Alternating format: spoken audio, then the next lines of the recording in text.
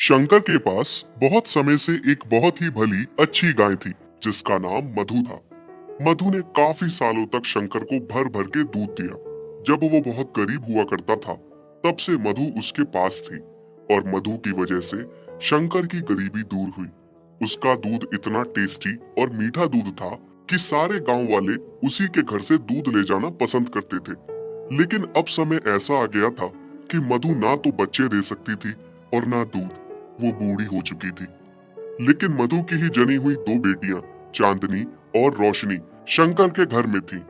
दोनों गायें अब शंकर का घर चला रही थी। अच्छा खासा दूध देती थी दोनों।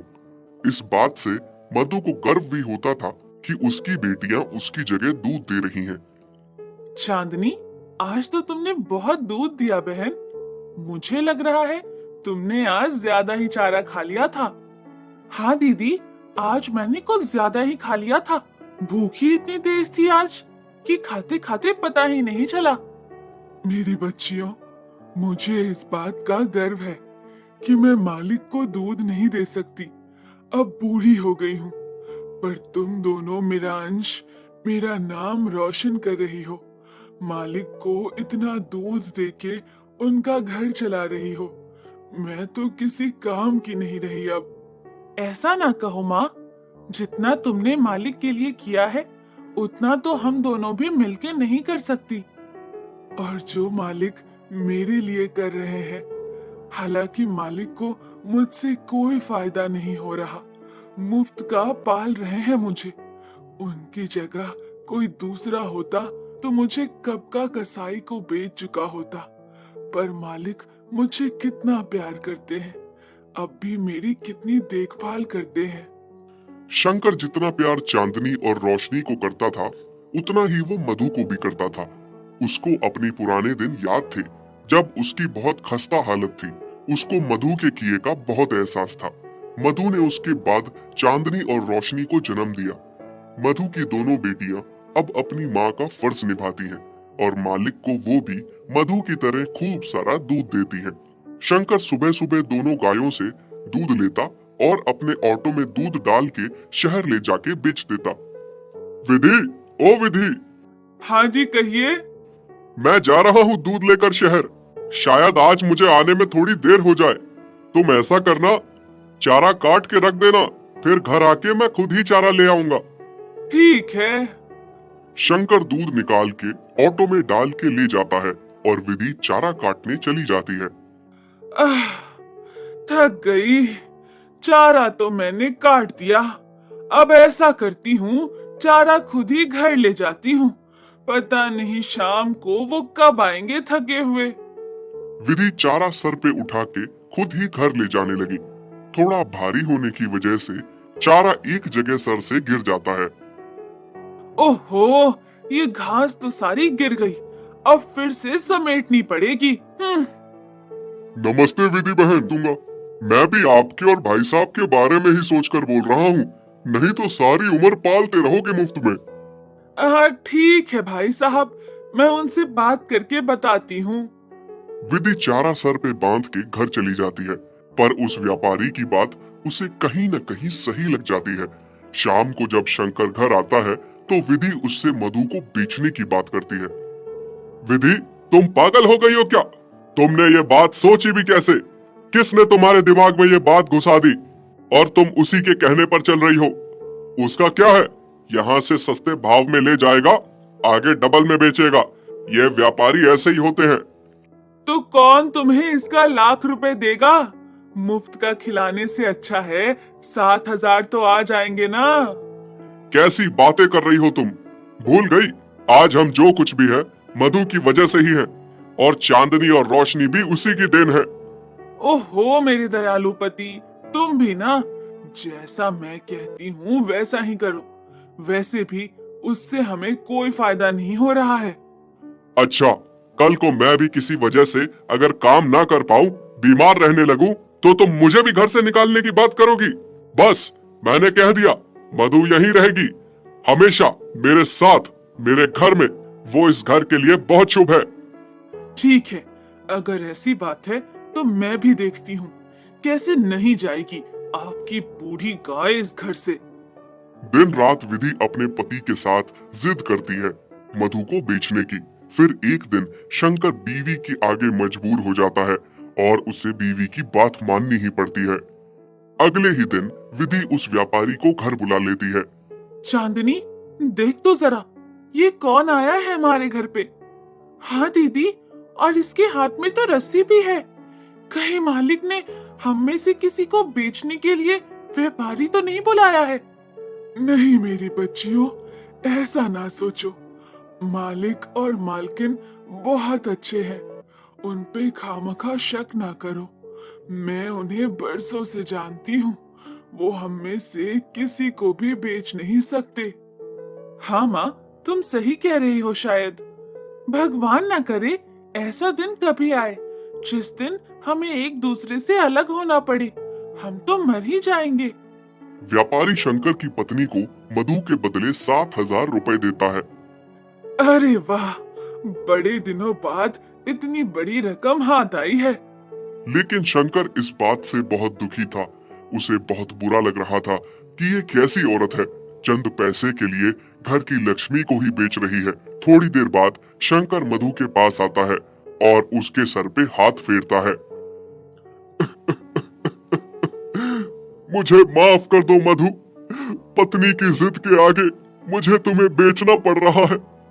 उसे लगता है कि तुम अब बूढ़ी हो गई हो, हमारे किसी काम की नहीं हो अब। हो सके तो मुझे माफ कर देना। ये सुन के मधु, चांदनी और रोशनी को बहुत बड़ा झटका लगता है। माँ, तुम्हें तो बड़ा यकीन था ना मालिक पे। देखा कैसा यकीन तोड़ दिया एक ही झटके में। आपने इनके लिए इतना कुछ किया, दूध के साथ अपना खून भी निचोड़ के दिया। जब इनका घर गृहस्थी बन गई तो अब इनको लगने लगा आप किसी काम की नहीं हो। कल को ये लोग हमारे साथ भी ऐसा ही करेंगे। अब क्या होगा माँ? ये व्यापारी आपको कसाई को दे देगा। हाँ माँ, सच कहते हैं, इंसानों को जिस चीज से फायदा होता है उसको रखते हैं। अगर वो चीज किसी काम की ना रहे उसे नहीं रखते। बहुत मतलबी होते हैं ये इंसान। बुरा तो मुझे भी बहुत लग रहा है मेरी बच्चियों, पर मेरी भी समझ में नहीं आ रहा मालिक ऐसा क्यों कर रहे हैं। तभी व्यापारी मधु को रस्सी से बांध के वहां से ले जाने लगता है। चांदनी और रोशनी बहुत रोती हैं। माँ, माँ, माँ, हम आपके बिना कैसे रहेंगे? जाते जाते मधु की आंखों में बस आंसू थे। वो तो अपने मालिक से उसके बेचने का शिकवा भी नहीं कर पाई। व्यापारी उस बुजुर्ग गाय को रास्ते में खूब मारते मारते ले जाता है। घर पहुंच के उसे गौशाला में बांध देता है और खूब सारा चारा खिलाता है। लेकिन मधु को पता था कि उसे खूब खिलाएगा पिलाएगा, फिर कसाई को उसे बेच के मोटी रकम हासिल करेगा। फिर थोड़ी देर में कसाई व्यापारी से मिलने आता है। व्यापारी उसे कहता है कि कुछ दिनों में आके उसे ले जाए। नहीं, नहीं, ये व्यापारी तो मुझे कसाई को सौंप रहे हैं। मुझे नहीं मरना। मालिक, आपने ऐसा क्यों किया? मेरी क्या गलती थी? हाँ, मुझे इतनी जल्दी हार नहीं माननी चाहिए। मुझे वापस मालिक और अपनी बच्चियों के पास जाना होगा। न जाने मेरी बच्चियों का मेरे बिना क्या हाल है। उधर चांदनी और रोशनी का अपनी माँ के बिना बहुत बुरा हाल था। फिर रात में जैसे तैसे गले का खूंटा तोड़ के मधु भागती हुई घर पहुंच जाती है। चांदनी और रोशनी को जैसे ही अपनी माँ दिखती है, उनके लिए मानो सवेरा हो जाता है। मधु अपनी दोनों बच्चियों को गले से लगाती है। माँ, आप आ गई। अब हमें छोड़ के कभी मत जाना। हम आपके बिना मर जाएंगे माँ। हाँ मेरी बच्चियों, मैं अब कभी भी नहीं जाने वाली हूँ। सुबह जब शंकर दूध निकालने गौशाला में आता है और वहाँ वो मधु को देखता है तो बहुत खुश हो जाता है। उसके सर पे हाथ फेर के प्यार देता है। विधि, विधि देखो तो कौन आया है। अरे क्यों चिल्ला रहे हैं आप? कौन आया है? हाँ, ये मधु, ये वापस कैसे आ गई? देखा, मैं ना कहता था, मधु हमें बहुत प्यार करती है, उसको हमें नहीं बेचना चाहिए। तुम चुप रहो जी। चिल्ला के तो ऐसे बुला रहे थे जैसे पता नहीं क्या हो गया। इस बूढ़ी बेकार गाय को मुफ्त का खाने की आदत हो गई है। मैं कहती हूँ जल्दी इस व्यापारी को बुलाओ, उससे पैसे लिए हैं, यहाँ आके इसे ले जाए। शंकर मजबूर होकर फिर से उसी व्यापारी को बुलाता है, मधु को ले जाने के लिए। भाई साहब, इस बार इस गाय को मोटी रस्सी से बांध के ले जाना ताकि दोबारा लौट के ना आए। माँ, ये फिर से आपको भेजने की तैयारी में है। कोई बात नहीं बेटी, मालिक ने अगर मेरे लिए यही सोचा है तो यही सही। इस बार मैं लौट के नहीं आऊंगी। बस मेरे जाने के बाद तुम दोनों अपना ख्याल रखना। नहीं माँ, ऐसा ना कहो। व्यापारी मधु को फिर से ले जाता है, पर इस बार मधु जाने में कोई जिद नहीं करती, क्योंकि उसे पता था उसकी जिद करने का कोई फायदा नहीं। वो अगर फिर से लौट आई तो मालकिन उसे फिर से भिजवा देगी। इधर चांदनी और रोशनी का रो रो के बुरा हाल था। दोनों ने माँ की याद में खाना पीना छोड़ दिया था।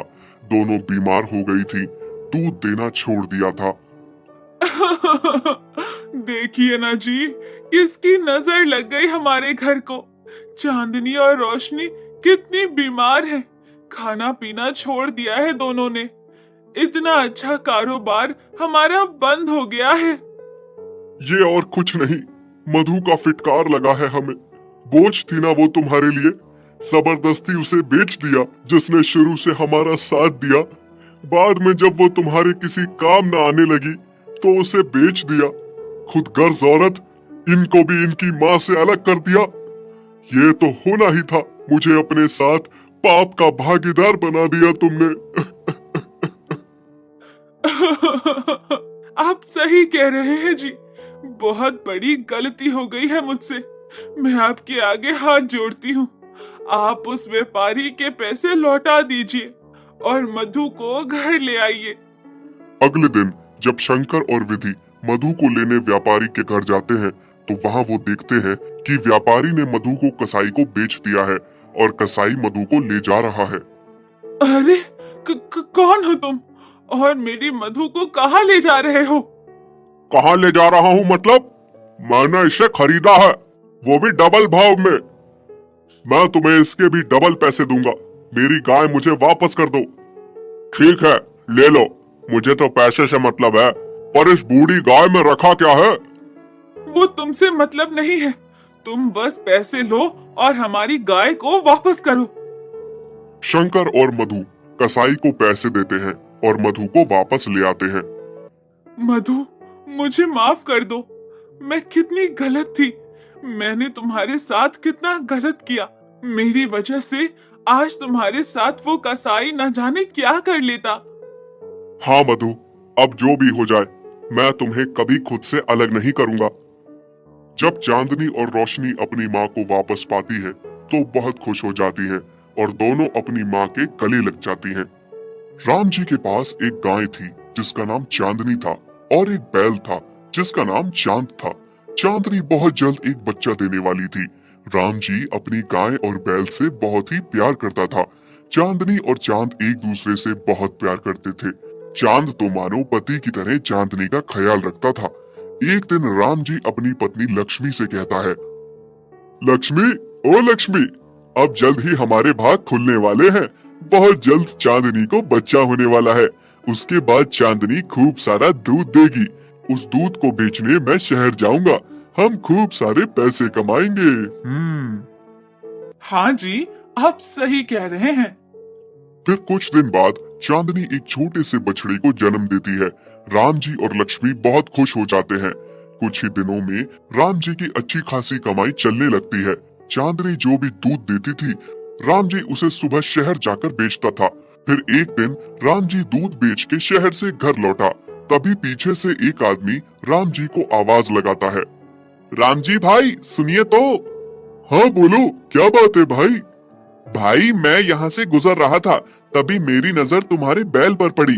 तुम्हारा बैल मुझे बहुत अच्छा लगा। मैं बैलों का व्यापारी हूँ। मैंने देखा तुम्हारे पास तो एक ही बैल है। तुम एक बैल का क्या करोगे? मैं तुम्हें इसके अच्छे दाम दूंगा। अगर तुम चाहो तो मुझे बेच दो। नहीं नहीं भाई, मुझे अपने बैल से बहुत प्यार है। उसके यहाँ रहने से मेरा कोई नुकसान नहीं है। मैं उसे नहीं बेचना चाहता। ठीक है भाई, कोई जबरदस्ती नहीं है, पर तुम जब भी इस बैल को बेचना चाहो तो मुझे ही बेचना। फिर वो आदमी वहाँ से चला जाता है। पीछे खड़ी लक्ष्मी सारी बातें सुनती है और रात को खाना खाते समय राम जी से कहती है, आपने उस आदमी को बैल बेचने से मना क्यों किया जी? तो तुम क्या चाहती हो? मैं चांद को बेच दूं? जानती हो ना, जब हमारे पास कोई नहीं था तो हमें छोटा सा चांद रास्ते में मिला था, और फिर जब से हम उसे घर लाए हैं तो मानो हमारी किस्मत ही बदल गई। उफ, आप कितना दिल से सोचते हैं जी। ऐसा कुछ नहीं है, और अगर कुछ ऐसा है भी तो क्या? सारी उम्र उस बैल को मुफ्त में पालते रहना है क्या? उसका तो हमें कुछ फायदा भी नहीं है। उफ, सेठ कितना अच्छा दाम दे रहा था। मैं कह देती हूँ, आप कल ही सेठ से बात करिए और इस चांद को बेच दीजिए। राम जी चांद से बहुत प्यार करता था। वो उसे बेचना नहीं चाहता था। पत्नी के दबाव में आके चांद को सेठ को बेचना पड़ता है।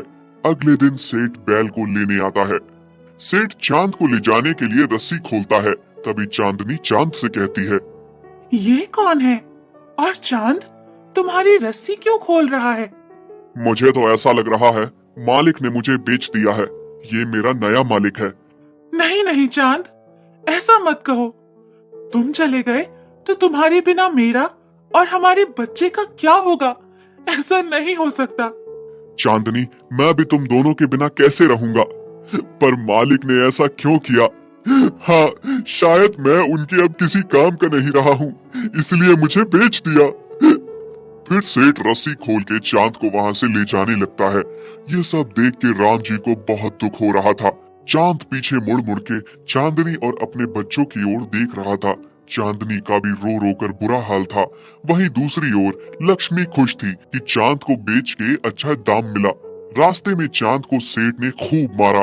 घर पहुंचने में पूरा दिन लग गया। चांद को बहुत बड़ी गौशाला में बांध दिया गया, जहां और भी बहुत सारे बैल थे और खाने को सूखी घास दी गई। चांद का उस अनजानी जगह पर बिल्कुल भी मन नहीं लग रहा था। उसने वो सूखी घास नहीं खाई और पूरी रात वहां से भागने की योजना बनाने लगा। वहीं दूसरी तरफ चांदनी ने भी चारा नहीं खाया। वो भूखी प्यासी ही थी। चांद जिस रस्सी से बंधा था उसे उसने खींचकर तोड़ दिया। अगले दिन जब चांदनी ने देखा तो चांद उसके सामने था।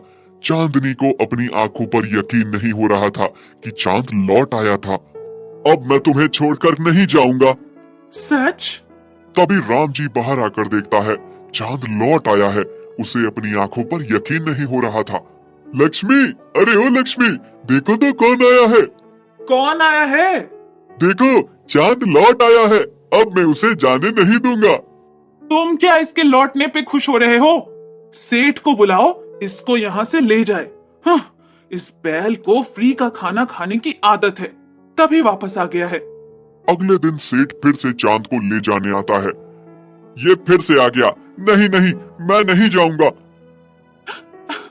हे भगवान, मालिक ऐसा क्यों कर रहे हैं? क्यों हमें अलग कर रहे हैं? सेठ चांद को फिर से ले जाने लगता है। इस बार वो उसे मारता नहीं है। घर पहुंच के उसे गौशाला में बांध देता है। उसे फिर से सूखी घास खिलाई जाती है।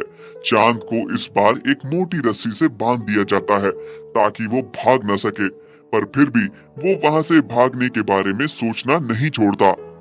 इस बार भागूंगा तो चांदनी और अपने बच्चों को लेकर कहीं दूर जाऊंगा ताकि फिर से हमें कोई अलग ना कर सके। वहीं दूसरी ओर चांदनी चांद के बिना बहुत उदास थी। उसके लिए चांद के बिना रहना एक एक दिन मुश्किल हो रहा था। उसने खाना पीना छोड़ दिया था। ये देखकर राम जी और लक्ष्मी बहुत दुखी हो रहे थे। देखिए ना जी, हमारी लक्ष्मी को अचानक से क्या हो गया है? अच्छी भली थी, अचानक से इतनी बीमार कैसे हो गई? ये सब तुम्हारे कारण हुआ है। तुम्हारे साथ मैं भी इस पाप का भागीदार बन गया हूँ। हाँ, मेरे कारण? मैंने क्या किया? क्या तुम अंधी हो गई हो?